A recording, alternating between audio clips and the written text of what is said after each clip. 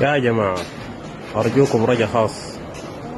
اللي بيعرف الزول اللي بيشتري الكيلو، واللي بيعرف الزول اللي بيشتري القلب والأعضاء دي معاك كويس، يا ريت لو أنت أصلا شغال في تجارة الأعضاء يا ريت تتواصل معي. أنا عندي كلوة، وكلوة واحدة للبيع وجزء من الكبدة، المهم جزء من الأعضاء، يعني نشوف اللي بيتباع شنو واللي بيجيب قروش سمحة تكون مستقبل جميل.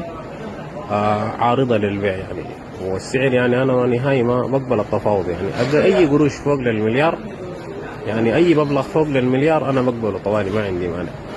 أي كلوة، فشفاش، كبدة، مصران، يعني ركبة، خلاص يعني كله.